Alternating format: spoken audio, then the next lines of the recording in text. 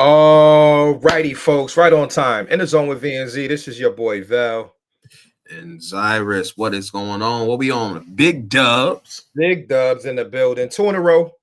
After losing two, it's good to bounce back with two W's and go into this next, divisional matchup. Semi-rolling 6-2. And as we said last week, this is the meat and potatoes of the schedule. So it's time to really get real, dig in, and try to make that steady increase so we can lock in that number one spot when it's all said and done. But Z, I'm gonna start with you because I know you celebrated your son's birthday over the weekend. So how did everything go with It was good. You know what's funny about it? We had his birthday party Sunday at 1. that? Okay. So right before the game, it was like 1 to probably like 1 to 4. So Okay. like it being so focused on that, like by the time the game rolled around, I wasn't nervous. Just cause like my brain, it wasn't on my mind. So like by the time it rolled around and the game started, I'm like, oh, it's Shit. kind of like stress-free football. Cause like I wasn't even thinking about it. But Yeah. before we even get into the game and everything, it went great. He had a great time. My man turned 5 the other day. So, big, not even Tyler season. I got a child. So Yeah. a child now. So, It's- but he had a great time, man. Great time, great day. So I'm blessed. I'm thankful.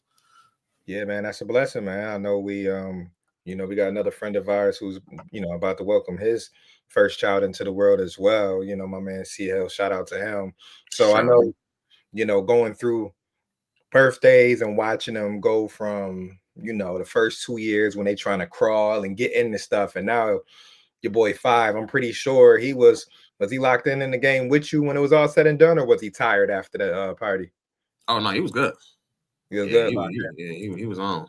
Okay, all right. I just had to make sure. I had to see where his fandom level at, because I know kids, they can get distracted and they can also get tired. So I wouldn't have been mad if he needed a Yeah, little nah, nap. he was good. He was good. Okay. All right, cool. And then obviously on my end, I discussed it last week with y'all. It's my wife's birthday. We celebrated that over the course of the weekend, November 4th. Shout out to another Scorpio. And yeah, we had a good time as well doing that, from the Saturday, spent some family time, Sunday, tailgate.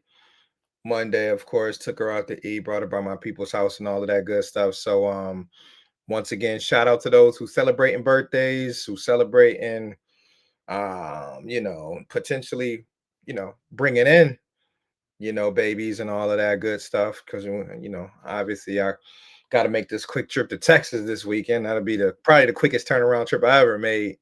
Uh, They said my but man said grand opening, grand closing. yeah, man. But this is, and any once in a while when I can squeeze something in, I'll try to squeeze it in. So, but to the football, it was a eventful, but I'll start off by saying this real quick. The momentum going into this game wasn't really the same. I would say on both sides. I feel like it was different. Yeah, we went into a bunch of different Bills Chiefs games where like, I think last year Chiefs was undefeated, right? You know what I mean? So there was a lot of steam into that. Can the Bills give the Chiefs their first loss? Because people were looking at the Chiefs schedule last year, whether they were 8-0, 9-0 at the time, and they were like, I don't know who the Chiefs gonna lose to if they don't lose to the Bills today. And obviously the Bills ended up giving them their first loss last year. This year, a lot different because I think both fan bases where we're kind of hungry for honestly more than a win. I think, both fan bases right now, if we were to talk about it, really got some other things on their mind that they really want to see happen. So I think there was frustration a little bit from both fan bases where they couldn't even really focus in on the actual matchup, Josh Hmm. versus Pat. Not to mention, people have already put the stats out there. We win in the regular season and we lose in a playoff. So I think the script was a little different, but even though if you look at the views afterwards, I think they said we still smashed the records on CBS for viewership, over 33 million watchers on the game. So still a lot of eyes on the game, still was the game of the week. But we had predictions, man. You were very close to getting your one stat prediction. Dawson Knox and Ty Johnson. Dawson Knox was about 5 yards away, man. But outside of the bold predictions that we had, man, what was, I'll just say, your biggest takeaway from the game? Yeah, I mean, this is probably the first time in this Bills Chief matchup that the Bills pass rush legitimately affected Mahomes and that passing offense all day. Like, Right. I mean, to the point where he literally had his worst completion percentage in his entire career. I mean, I think it was 44%. Yeah. Like, he never seen numbers, never been below 50%. So to have consistent pressure all day, and shout out to the edge players, man. Rousseau, Bosa, like Michael Hoyt when he was in there, like that, they were wreaking havoc all day, and it showed. And but the reason why they were able to do that, you got coverage on the back end. Yeah. The boys in the secondary showed up, so when you can give that those D linemen just that extra second to get to the quarterback, you see what can happen. So like for me, it was just seeing pass rush on a consistent basis throughout the game. Like, oh, it was a bright spot. Yeah. Yeah, and I agree. I mean, like I thought about, how we would discuss this game and not spending too much time on it. I know there's not much to talk about when it comes to Miami. Sorry, Miami. It is what it is. But What? I really want to kind of talk more so about the aftermath and like what is going on with the trade deadline and fans' comments and their feelings, whatever. But I will say about the game when it comes to that pass rush, Bean, who's probably the most, I don't know, disliked man, I guess, amongst the keyboard warriors right now. Um, he's made a point to say they've built this defense, this team around knocking off the Chiefs, right? The Chiefs have been the constant in the AFC now for the last 6, 7 years. And the reason why they kept throwing D line in the free agency and D line in the draft was because what you saw last week. That was one of the games, like you said, best probably pass rush effort that we've had on him. But that was one of the reasons why I think Bean was really aggressive the last 3 to 4 years, because he's like, we have to Mhm. affect Patrick Mahomes. We have And to they run and these they did it with four. right, It wasn't a heavy blitz game. They were getting pressure with four. It wasn't right, always the same four that was right, coming, right. but they were getting after him with just four rushes. And that was always the thought, was like, whether it's the starting four or whether it's the rotational four that come off the bench, we need guys who can pin their ears back and get after it. And that's why you got Greg Rousseau, AJ Epinesa. That's why you got Joey Bosa. That's why you went and got Michael Hoyt, the Deion Walkers of the world. They knew Deion Walker coming out the draft wasn't just a run stuffer. They knew he was a guy who can affect everything just being out there on the field. But I agree with you, man. Seeing that rush and seeing them be disciplined, I think that was the key thing too, is like Mhm. staying in the lanes and just like protecting the outside. And they had one And scramble for 5 yards. you know what I mean? And we know Pat, especially this year, he's been good at sneaking away, picking up the extra Mhm. yards in the run game. So Big time. like that was a very well schemed approach that they had, and that's where you just tip your hat to, once again, McDermott and Babbage for collectively, or if you want to give it all to McDermott, but coming up with a plan that was like, well, we're not going to let you just sit back there and just throw a deep 50 yards. I mean, if you want to knock yourself out, I mean, he tried it a couple times. I know he connected once or twice, but we're not going to give you that amount of time to just sit back there, take a deep breath, and just unload. We're going to pin our ears back, but we're going to be disciplined with our attack. And man, oh man, Joey Bosa once again playing one of his best games. I think he's been pretty Mhm. steady all year, but one of his best games affecting the quarterback. And then you got Greg Rousseau, constant pressure, 8 or 9 pressures. I think he finished with on the game. Deion Walker, steady Eddie in the middle. Michael Hoyt, man, oh man. I wish we could get him back. But he gave that effort. But again, you go back 4 months ago, 5 months ago, fans was like, "What is all this? What are we doing? Oh my gosh, you get a guy and he's gonna be gone for 6 games." This is the reason why they got the guy, was because they saw something that the fans don't see, because the fans don't know everything. Uh-oh, who knew that? They saw something in Michael Hoyt where they said this guy could fit with this D line group and with this front seven and could create chaos and what they want to accomplish. It's obviously unfortunate that he's going to be out for the year, but I just want to give kudos to Bean for that because that is a Beam McDermott thing right there. What we saw from that defense, even on the back end, like you mentioned, Max Harrison balling out, Hancock getting in there. Jordan Poyer was laughed at when we brought him in, right? Cole Bishop was dog the first 4 weeks.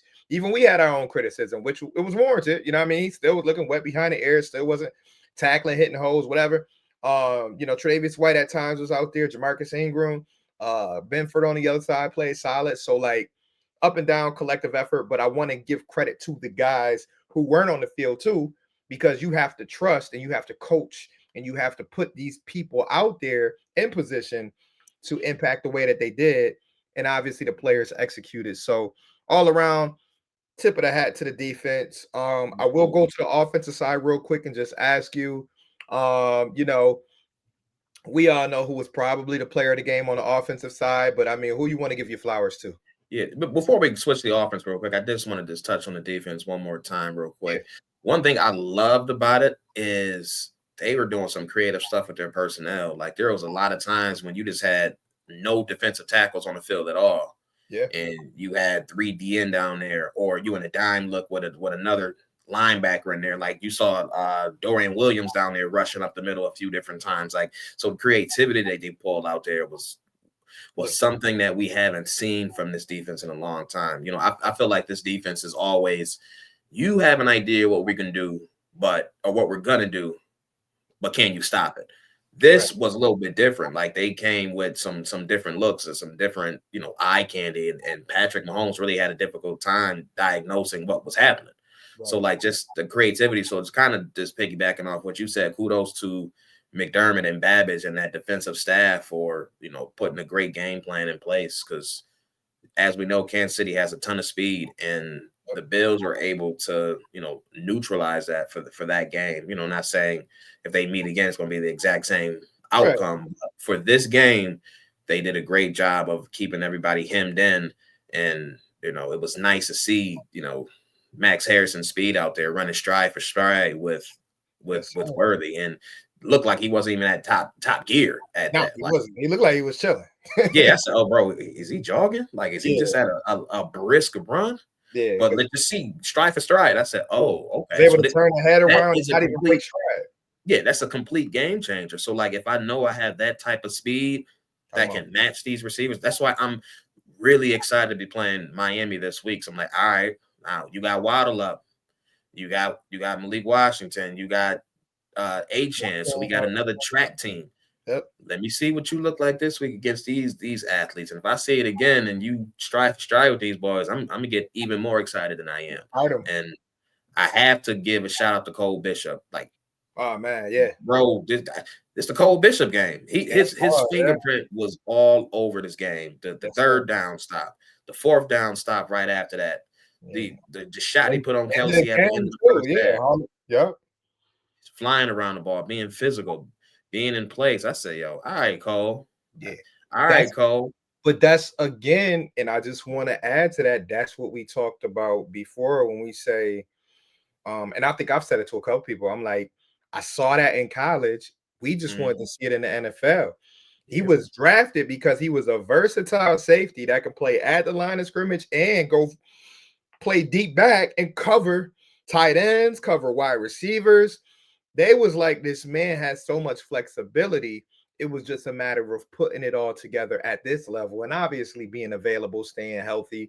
But I've been waiting to see that version of Cole Bishop because when I envisioned, Cole Bishop coming out of college, I was intrigued because I was like, man, Mhm. Micah Hyde Poyer on their way out, he could be one of our next best safeties coming out of college. Being a second round, I think it was a second round pick or third round Yeah, pick, second round. second round pick. I'm like, I had high hopes for him, and I still do. Yeah, And so that's why I now seeing him flash like this, now I start to get excited. Like, yo, if he can take build this off and this. Oh yeah, carry on with it, and then you get some stability there. If Maxwell Harrison can continue to grow, Benford's going to play better because now he actually has some oh yeah, support around him. So hey I'm like, yo, if we can get another dog at man, that safety position, and that's what bro, I'm and saying. Hancock can develop I into a mean, right, player, right, because I'm like, all right. yeah, and that will be a extremely young secondary at that too, where I know I can lock these boys in Athletic. next 4 years. This is my squad. Yeah. Oh yeah, we good. Yeah, because We I mean, good. even if you go back to the Saints game when he had the one-handed interception, when he diagnosed that play, it's like Yeah, it's there. yeah. He It's could have just had a pick six if he got his head around this right. past week. This went right off his helmet. Like, yo, bro, you Oh could have yeah, oh got yeah, your yeah, head around. You would have yeah. tiptoed into the end zone. And that's the thing, like you said, it gets you excited because knowing that we got athletes back there in the secondary, that was our biggest unknown. I would say was how quickly could these young guys get up to speed. And obviously, the Max Harrison injury didn't help. I think that was a big setback going into the start of this year. But now that we're seeing him on the field, now that Cole Bishop is starting to rack games together where he's being steady and now flashing. Like it's one thing to be steady and okay, he's doing his 111th. It's another thing to flash your athleticism and make plays on the ball. I think they put up a stat I saw in the last 24 hours where he had more pass breakups in that game than Taylor Rapp and DeMar Hamlin had all last season. That is insane if you think about that, and really disgusting. Really Right, and disgusting. catching strays. Yeah, I mean, but they like, yo, them safeties wasn't getting no hands on nothing last year. That was one of my biggest complaints. I was like, our secondary as a whole, the last year and some change, really haven't made too many plays on the Right. ball. Now all of a sudden, you see the athletes get back there, you seeing deflections, you seeing, I mean, Max track the ball down. I mean, I've seen corners drop that.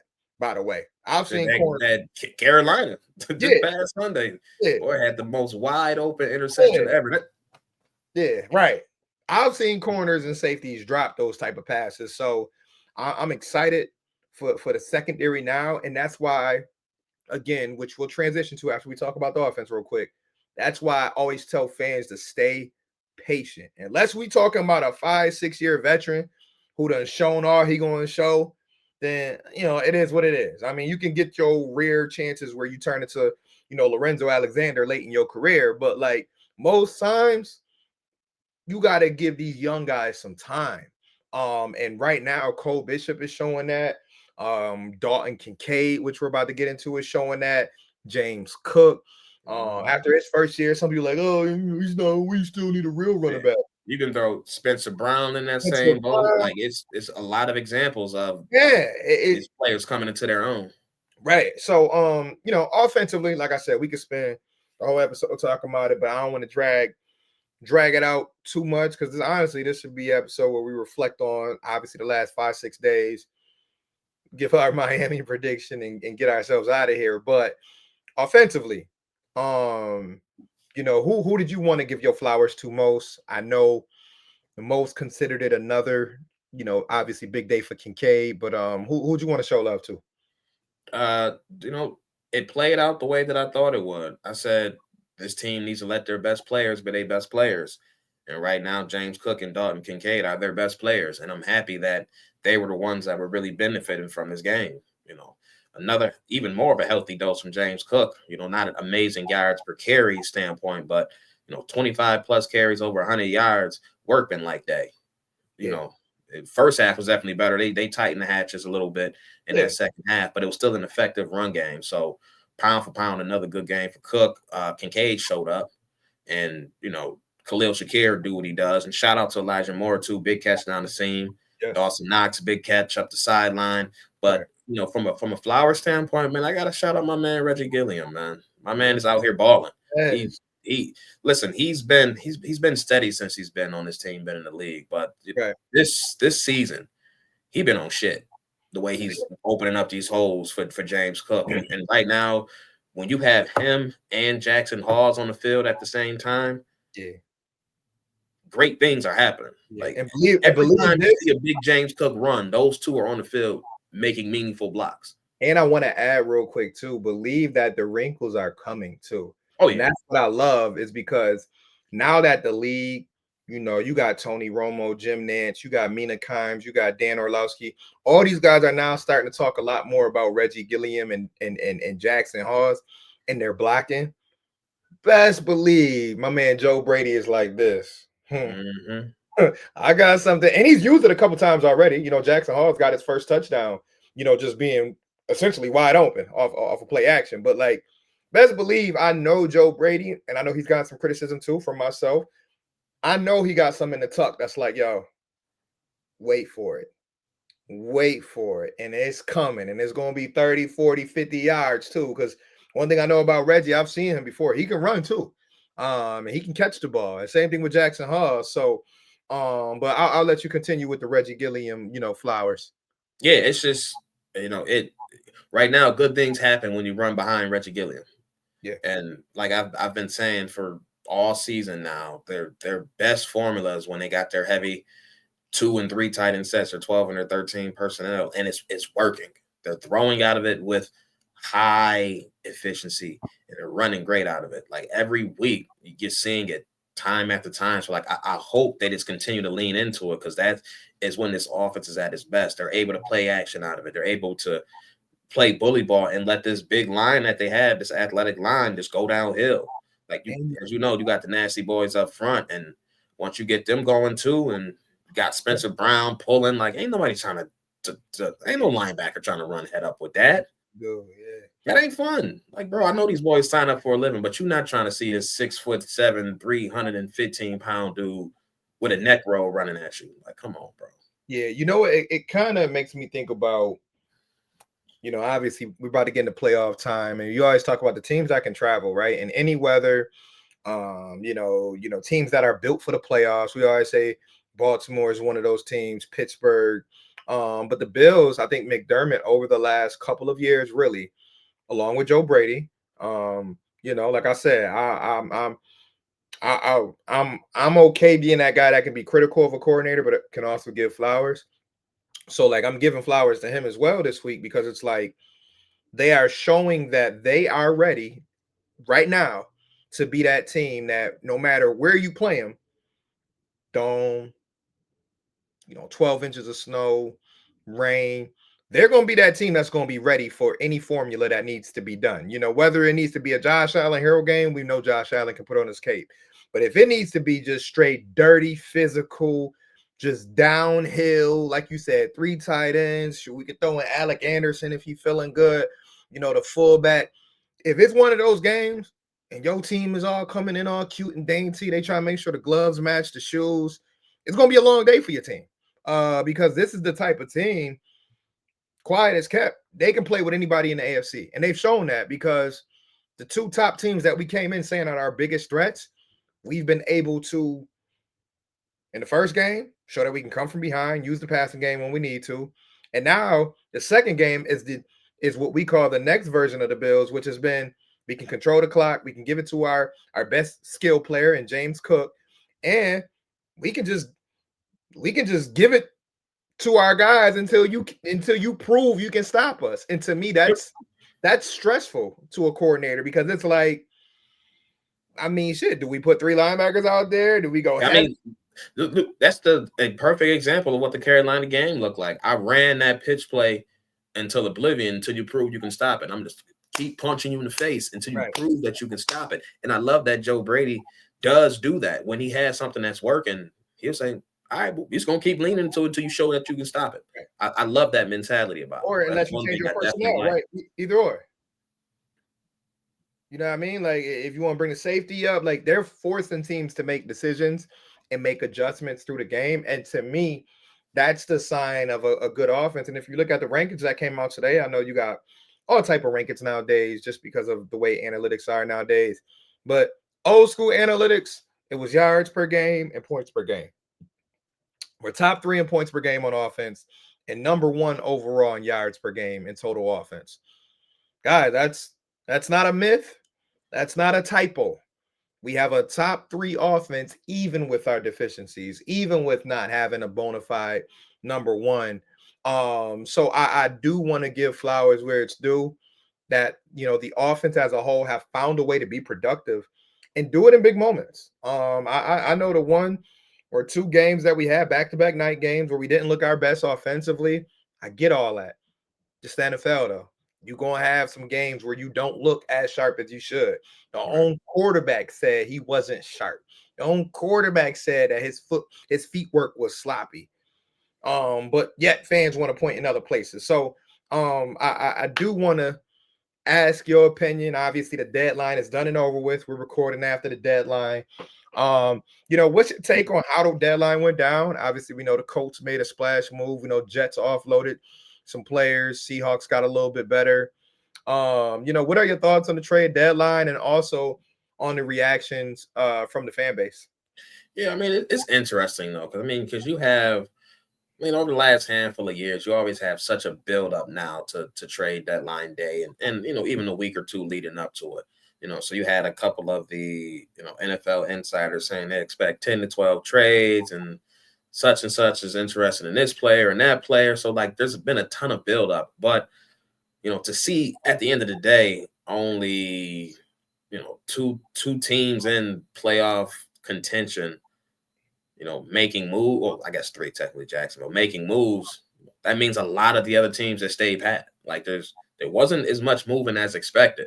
So it's always interesting because for the fans, we can always sit back and say, oh, I would make that move. I would trade a 4 and a 5 for Shaheed or this and that. Maybe they did, and maybe they just like Seattle's offer better. Right. Or because like at the end of the day, we never know what conversations were had. So, it's always tough to say, I would have did that, or I wish they did that. And, a lot of people with one players, your Waddles, your Chris Olaves, your Brian Thomas were those players even really available at Right. the end of the day? Because you never know. So like for me, was it a little bit of a bummer? Yeah. I was hoping they were going to be in on the market for a receiver. That was kind of like, if I were to make one trade, that would be the one I would do. But is it to the point where I'm like, oh, fire Bean, he don't know what he's doing. This is a travesty. It's not to that point for me, because at the end of the day, I still believe that this is a solid roster as a whole, top to bottom. So like, I'm not overly tripping, but it's a sad sight, bro. Again, as an AFC East rival, I'm just like, dang. Y'all really gonna make it easy for everybody to play y'all? For everybody. And now I'm just like, yo, what you still got 8-9 games left. Like, what's your players on your team? Yeah, What's your Brees Hall's looking like right now? Like, yo, man, I'm not showing up for this. He was hurt. And it's like, yo, doing this to pick up these draft picks was all well and good. Because again, honestly, at the end of the day, what's a great defense when you have no quarterback at all, which they don't have. But you load enough of picks in a QB draft that doesn't appear to be amazing. And you're getting picks hoping to draft players that you just traded away. Right. Like, if you draft a Sauce Gardner, that's a home run. But that's a big if. So like, it's always weird when you're trading away players just to try to get someone of that caliber.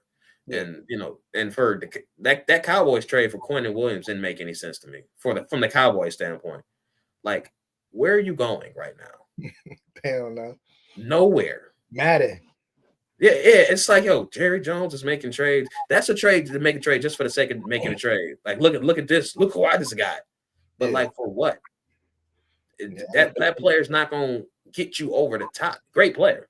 Yeah. But that player is not getting you from where you're at 2-6 or whatever your record is to where you need to be. So got hurt and in a lot of different spots. So yeah, you got a lot of issues. I mean, the Logan Wilson trade is also good too. However, those two moves are not enough to get you where you want to be at the end of the day. So like, that trade to me didn't make any sense from a Dallas standpoint. But the biggest trade was that Colts grabbing Sauce. Yeah, that's a hell of a swing. Yeah, that's a hell of a swing. It'll help them lock in. Yeah, I don't mind the swing. You're getting a top end talent. I mean, it's been a little down the last year and a half, but again, this is also on a Jets defense, which has been a tire fire that whole time. Right. So like, you're getting the talent of a corner who potentially could be the best corner in the league, from a talent standpoint. But my only hesitation from the Colts is you trading 2 first-round picks. That means at this point you pretty much all in on Daniel Jones, right? And like, that to me is the gamble, because yes, he's played great this first part of the season, but has he shown enough and consistent enough for me to say, yeah, I don't need my first round picks. I'm set at quarterback. Yeah, especially 2 first rounds. Yeah, because now they're not getting into the first round to even have a sniff at a top quarterback for the next 2 years. So you really doubling down on Daniel Jones. So if you're right, then it's a great trade. But if it doesn't go your way, you kind of setting your team in a hole for the next couple of years. But Yeah. kudos to them for making a swing. You Yeah, I know, mean, like I always look at it like, man, there's going to be teams, which the Bills, 4 or 5 years ago, they made a big swing when they got Stephon Diggs, right? That was a chess piece move. That was a blockbuster trade. That happened. Obviously, it wasn't middle of the season, but the Bills at that point had a young quarterback, and they said, "We gonna make a move and a statement." I think the Colts tried to do the same, right? I think in their mind, ownership, front office, they said, "We want to make the type of move that's gonna make around the league. They're gonna be like, oh, so they right? serious about this year." And that's cool.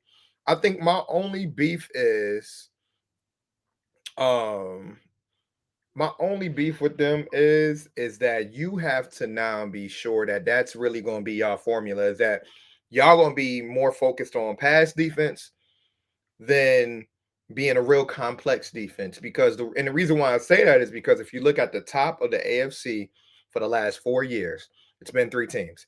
It's been the Chiefs, it's been the Bills, and Baltimore. 2 out of 3 of those teams play a different kind of style where Sauce Gardner really would be a non-factor. So if I end up in a matchup with Baltimore, Buffalo, or even Pittsburgh, Sauce being out there is cool just because I got a guy out there who can defend and has all the athleticism that you're looking for. But if I'm playing a team that's going to run it at me 30 times and play bully ball, okay, Sauce got me 4 tackles today. You know what I mean? Like, he's not a guy that's gonna come up and like, we ain't talking about Antoine Winfield. We ain't talking about, you just went and got Buda Baker in his prime, a guy that's gonna come up and be all over the field. Sauce is gonna take care of one side of the field, which is cool. He gonna hold some, he gonna, make his presence felt at Whole times. lot. Yeah, right. So I think if you had like the Chiefs in your division, if you had the Chargers in your division, it would make a little bit more sense for me to be like, okay, 2 first rounds, no brainer. Because all you doing is going against pass heavy offenses in your division. But Mm-hmm. even in their division, they not really going up against no juggernaut from a passing standpoint. So again, they're probably looking at it like from a quarterback standpoint, we got to face Patrick Mahomes, Josh Allen, and Lamar Jackson. And I get that. When you playing dual threat quarterbacks like that, and you playing quarterbacks who can sling it anywhere on the field, yes, you want to get you a number one corner. I just think that the way that this season is going, the Bills, especially to me, being one of the biggest threats, I don't know. Like, I don't know if I match up with the Bills in the AFC Championship game. I don't know if Sauce Gardner will be able to make enough of a difference where his presence going to be felt. And he was my big chip move of the season. My big chip move of the season may not be able to make an impact in an AFC Championship game. But like I said, I could sound like a hater, but I'm just like, dog, if our offense continues to go the route that it's going, which is James Cook. Yeah, no, there's some truth to that. Because, like, what would happen? You'll say, man, Sauce put the clamps on Keon. Right. No disrespect, but it's like, we don't have a number That's, one. that's kind of every week. Right. So, We don't have a number one receiver. So, yeah, but I don't mind the swing because again, I see them as probably looking at it this way. Right now, we're number one in the AFC. This might be our only chance or our best chance at 100%. going after it. So let's push all the chips in and see what Yeah, happens. So like, I don't I don't mind the gamble, but it's a big gamble it's a for them. gamble. But when Yeah. you haven't been in an AFC Championship game since Peyton Manning was there. So like when you think about it, and I know Andrew Luck gave him some type of sizzle for a little bit of time he was there, but like really they ain't been relevant from a deep playoff run standpoint since Peyton Manning was the quarterback. So I can see them being a little thirsty, a little hungry to add a dynamic athlete. I'll call Mhm. him that Oh yeah, in the for sure. mix. It's just that in the conference that you in, and even the style that the NFC teams play, like the 49ers, the Eagles, motherfuckers is really just trying to give it to their best players, which around the Yeah, league I right mean, now. again, against certain teams, it's a great move because you Oh go yeah, up against a certain Kansas teams City, you go up against a Philadelphia or a Rams or are normally a good Packers. Cincinnati team, normally a Yeah, good Cincinnati passing right. team. A healthy Cincinnati, well, they defense ass, whatever, but a healthy Cincinnati offense. Like, Yeah, yeah, that type of move, it makes a big difference. So, like, I'm not mad at the move. It's just a hell of a gamble. That's all. yeah. Listen once again, and I'll kind of repeat some of the things that you said. I'm just happy that at the end of the day, even though nothing didn't work out for us, no splash moves, would have loved Shaheed, personally, Right. because of his return ability and just deep threat. But guess what? At the end of the day, it's not as easy as we think it is, and that's what I always try to remind people. It's It like always takes two to tango. it takes two, and people hate that. I saw one of the first comments I saw last night was, "Oh, don't tell me it takes two." But it does. But it does. I don't know how other way you want it to work. Like y'all be thinking Bean going to like go to a damn a team's facility and just start knocking out motherfuckers like, yo, give me BJT. Like it Right. don't work like that. Like, and then not to mention Garrett Wilson, all these guys who you would maybe want. These motherfuckers in the office like, oh, Bill's calling. Hang up. We're not doing that.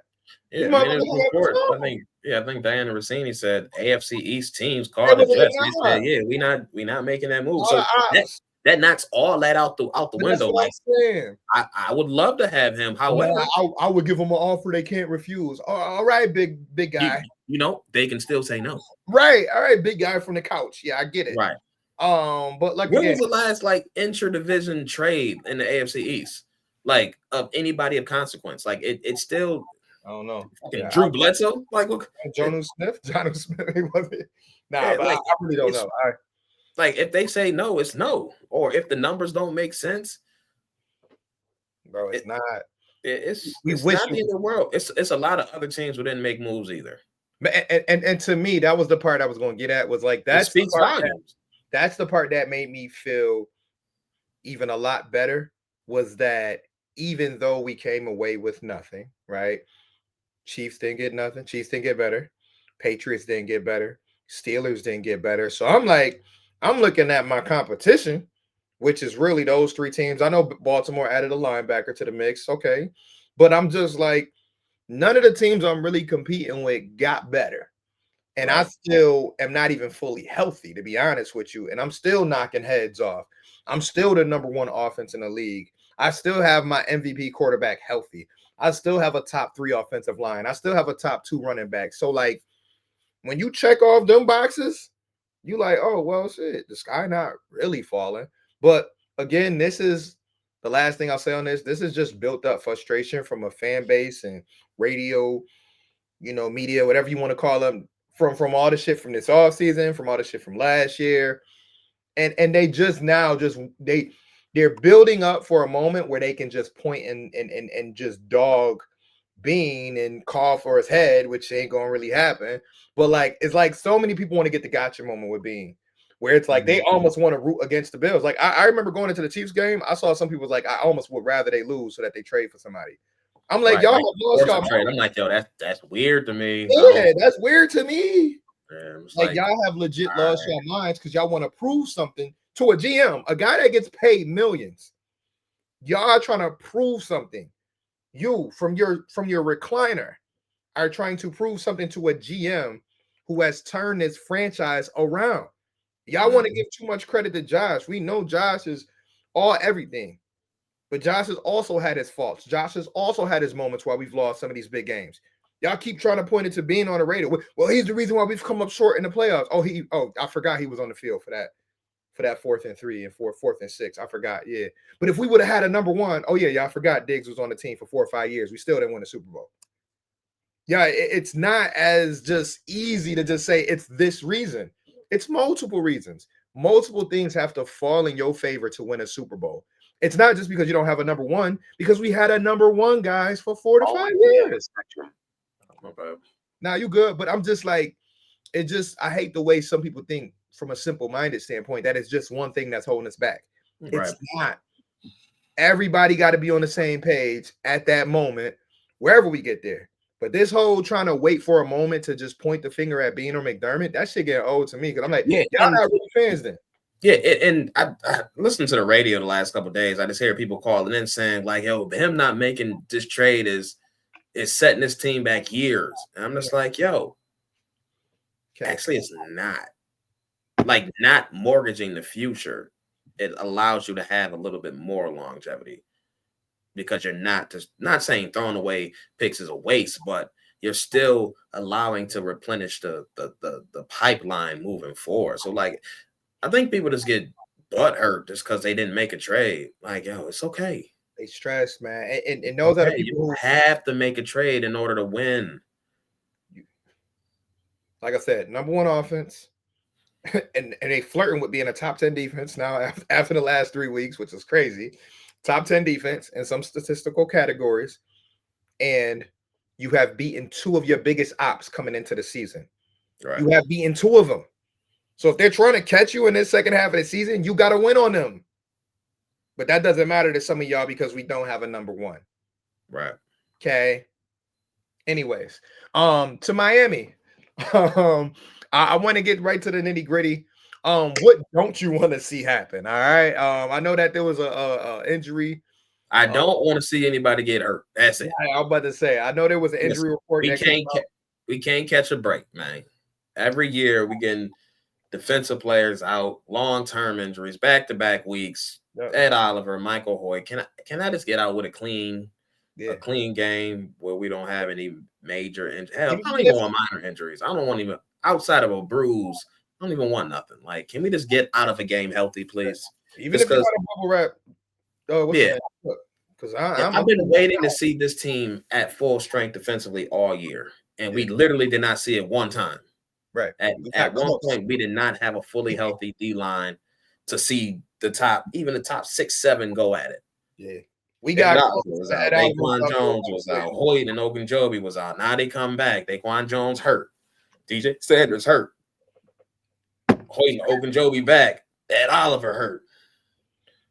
But can I add? Hoyt is out. Like I'm just like, yo, can I come on, man? Can I add to that though on the positive? Ain't no positive, fam. Oh, no, I'm gonna tell you the positive for the one thing that the fans complained about this offseason. Remember when everybody was like, why we got 13 D linemen?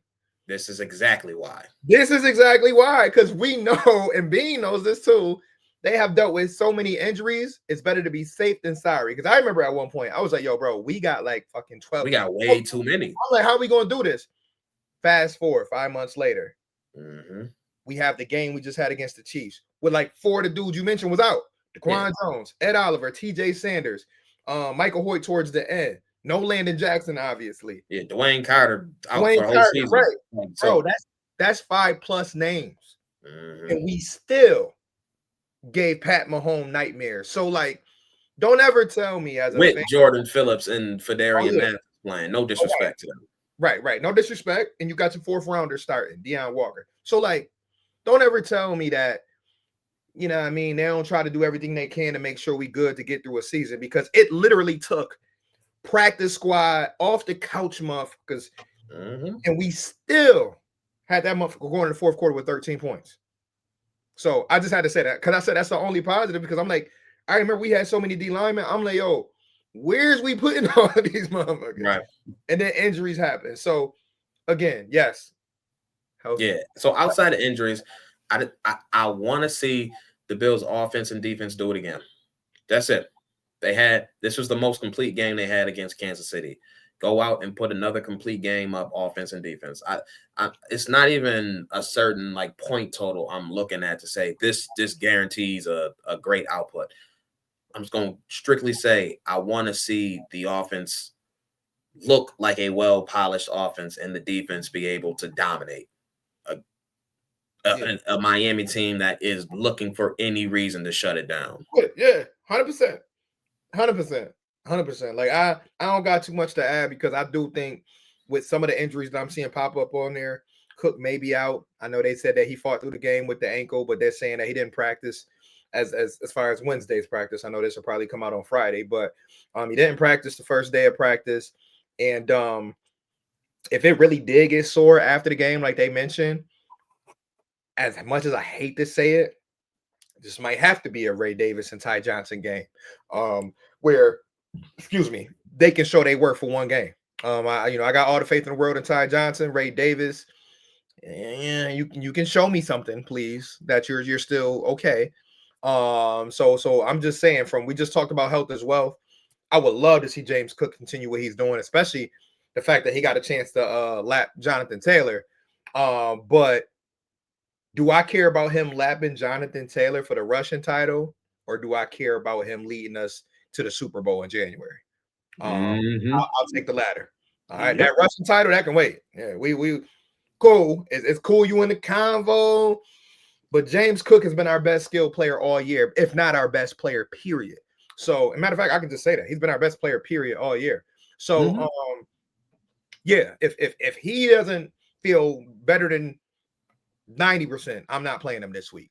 And that's not to look past Miami, because my score predictions will be based off of whether he plays or not. So I will keep that in mind. But love James Cook, and I know he would love to go to Florida, where he from, and show out. I'm sure he got family out there that want to see him delving in the game. But man, oh man, if you're not feeling well, James, please don't. I don't need no reports. I don't need to see no images of. I ain't even gonna say it. We need you, James. James Cook has been our offense. So that's what I'll say about the offense. Defensively, you kind of hinted at it. Based off health, we'll see who's out there. This might be DeQuan Jones' first game back. I would love to see that potentially happen. If not, we wait another week and maybe he'll get his first game against Tampa. But yeah, I want to see the continued growth of the young guys. DeQuan, not DeQuan, but Deion Jones. Deion Walker. I love to see Greg Rousseau continue to just make an impact in the game. Joey Bosa continue to make an impact. I know they said Epinesa was going through concussion protocol, but I feel like he should be good because nothing was made too much of it. Because those guys are going to be important on the edge, because we all know when you play in Tua, you got to get your hands up. Get your hands up, deflect the ball, get in the passing lanes early, and make him second guess that first read. But McDermott has played Tua now for 4 consecutive years, so I'm not too concerned with the defensive game plan, because I'm just like, these guys have seen it before with McDaniel. They've seen it before with Tua. It's just now, with the confidence that you're starting to build on the back end, I'm looking for maybe something from Cole Bishop I ain't seen. I'm looking for Max Harrison getting his first chance to line up, like you said earlier, against Jalen Waddle. So I think it'll be exciting to see what the defense can do and build off their last performance. Offensively, like I said, it really depends if James Cook is out there or not. If he's not out there, I still look for the tight ends to have big matchups, and big impact on the game. Just because I don't trust Miami's linebackers. I know Tyrell Dodson, fellow Bill, but if you got Dodson lined up on Kincaid, sorry, Dodson, I'm taking Kincaid. If I got Dawson Knox able to slip away from a linebacker, I'm gonna look for that, because I don't think no defense in the NFL is worried about Dawson Knox. So I do have a bold prediction, because this game is a little weird. But I'm gonna let you give your bold prediction first. Bro, I don't even know if I have, to be honest, man. I can't do that. I don't do that. I know. I'm so uninterested in this game. I hear you.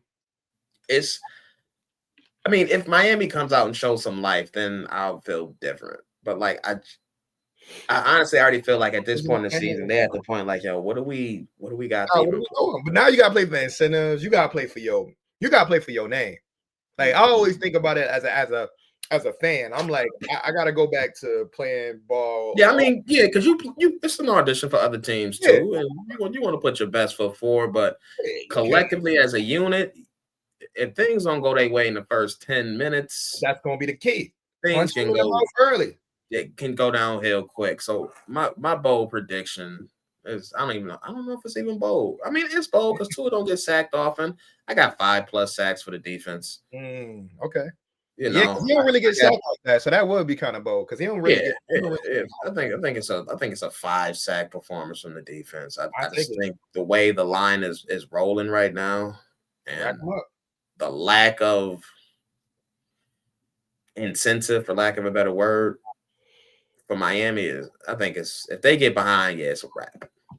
So 5 sacks. Sign me up. I'm gonna go off.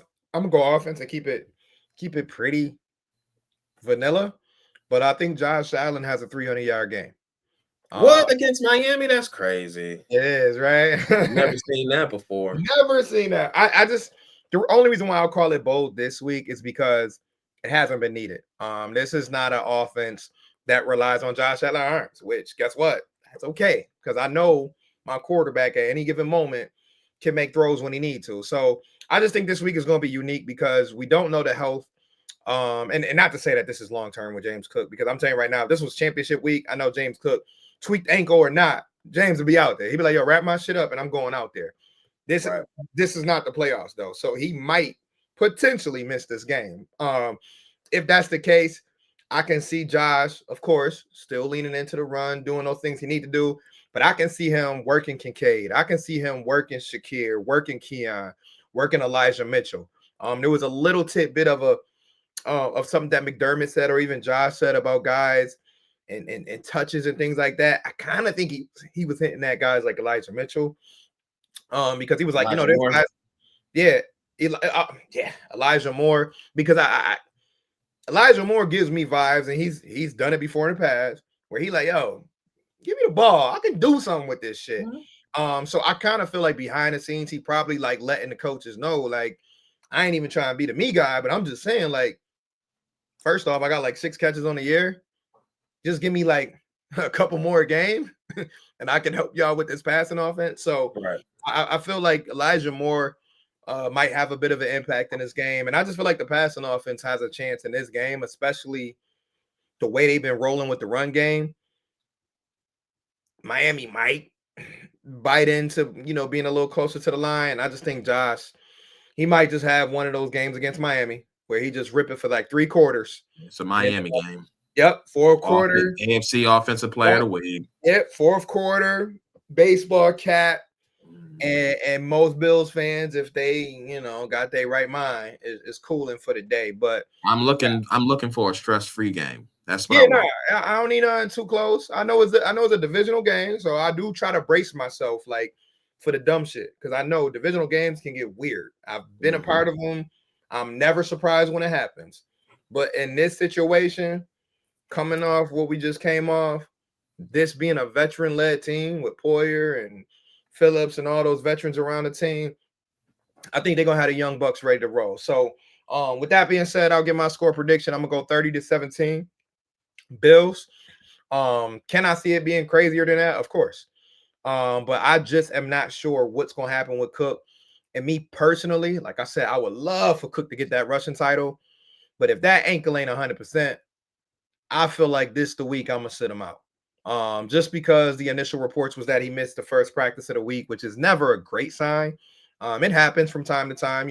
Sometimes dudes they veterans and they like, shit, just give me a walkthrough or give me a little something light on Friday and I'll see how it feels. And then sometimes they're a game time decision.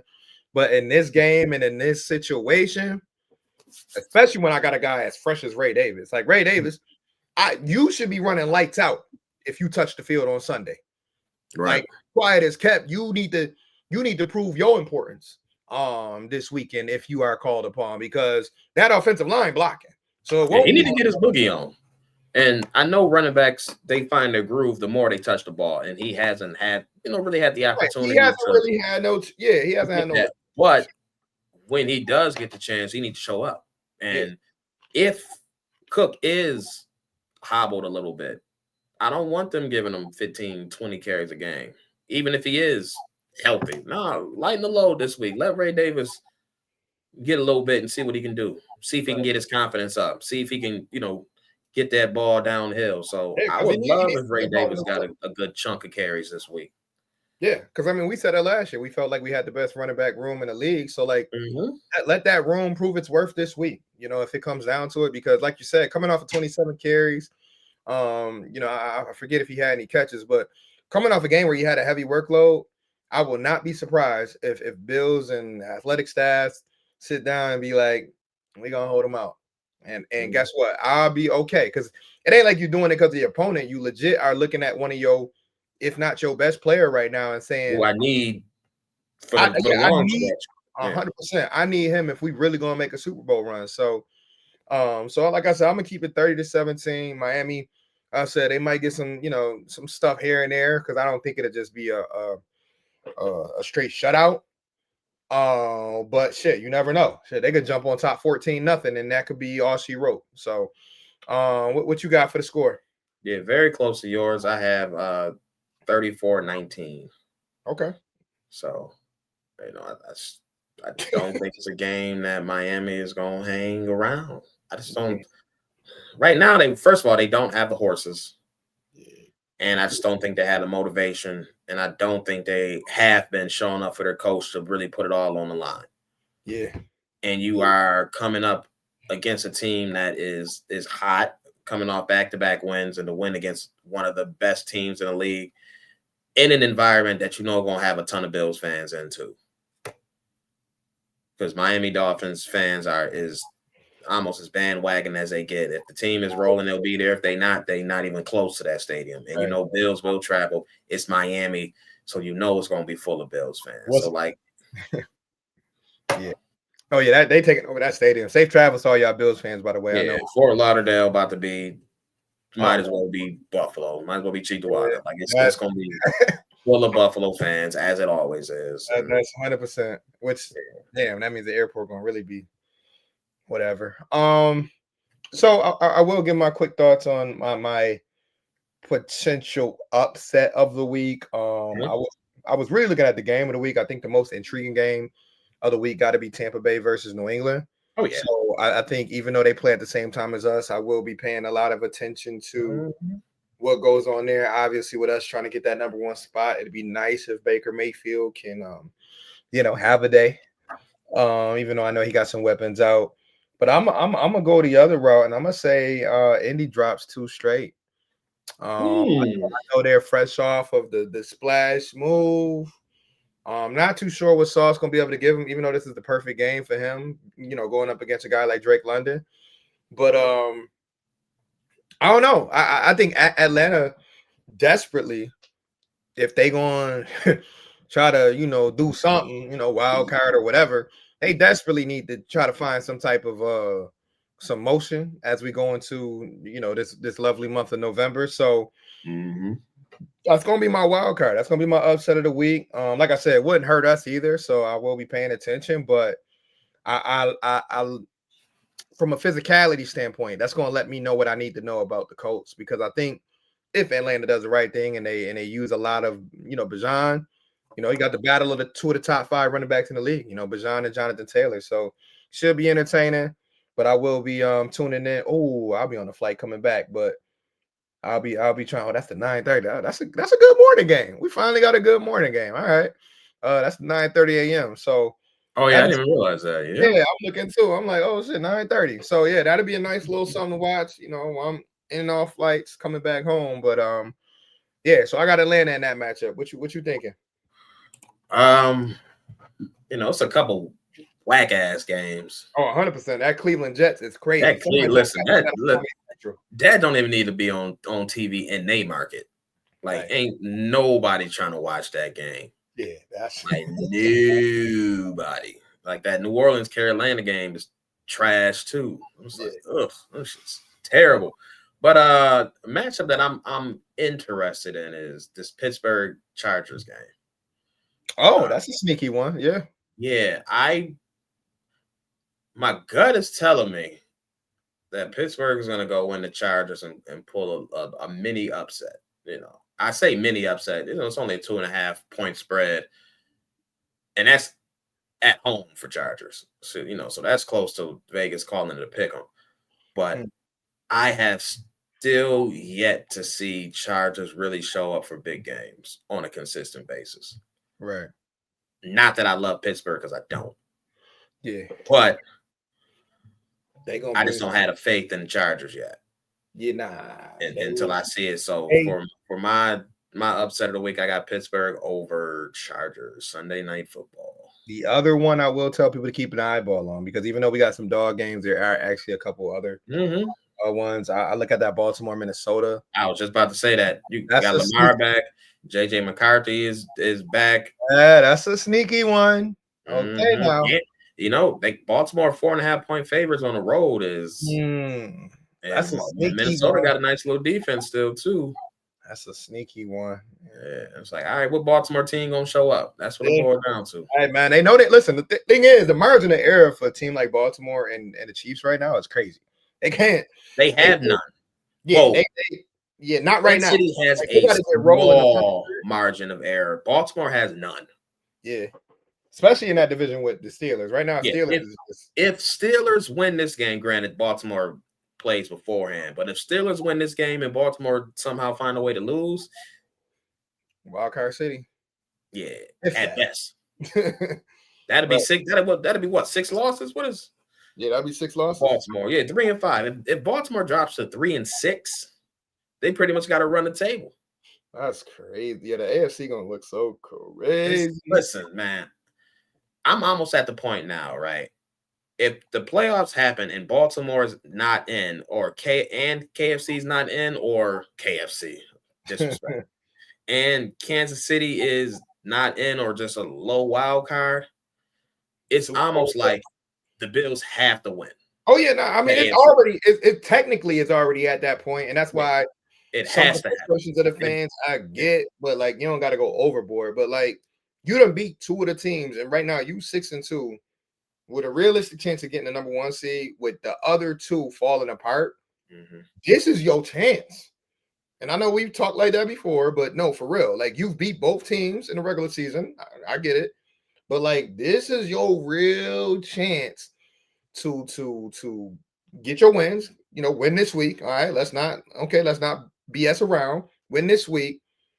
And I'm telling you, those games, we gotta watch them. That's why every week is important till we get to the Super Bowl. The rest of these weeks are so important. And that's why I tell people never look too far ahead. Like, I love the Tampa Bay matchup, but I'm like, I'm not ready to just say that this week is done. Like, take care of Miami when they get here. Yeah, punch him in the face. That's the mentality. Punch him in the face. We'll watch the rest of the games on Sunday and Monday. But we done went over our hour, man. We had a lengthy conversation, obviously, about the Chiefs and about the trade deadline and a bunch of other stuff. But as always, y'all, man, we appreciate y'all for listening, tuning in. Hopefully we are giving you guys some balance, because I know half of the time the media, the radio right now is just a whole lot of just stuff, right? Negative, and a lot more negative than positive. And I know I'm naturally a positive guy. I can't help that. But like my team is 6-2 going into my birthday. All right. My team is 6-2. My team is a game away from being a half game away from hold down the number 1 spot in the entire conference. And they're not even healthy. All right. And you want me to, I mean? Come on. I'm not doing that. My team is not healthy, and I'm about to be the number 1 team in my conference, having beat 2 of my biggest ops. 2-0 versus Lamar and Pat. And y'all want me to cry and fire Bean. I need to call the radio and talk about firing my GM. And my team is 2-0 versus Lamar Jackson and Patrick Mahomes, albeit the regular season. But it starts in the regular season. Y'all done fast forward 2 months already, because y'all mentally already like, I just want to see it in the playoffs. Y'all might not even see these mugs in the playoffs. That's why I'm like, you can't prove you're gonna do it in January, in November. Right. And there's nothing you can do during the season to say, oh yeah, they're gonna do it. Right. Can't do it till you get there. Yeah. But you can't get there unless you take care of business now. And right now, I don't think anybody before the season started looking at the schedule say I wouldn't take 6-2. Right. And would say, halfway through, we're 2-0 against Baltimore and Kansas City. Come on, man. Those are the 2 biggest 50-50 games in the first half of our schedule. Granted, we lost to Atlanta and New England, but come on, man.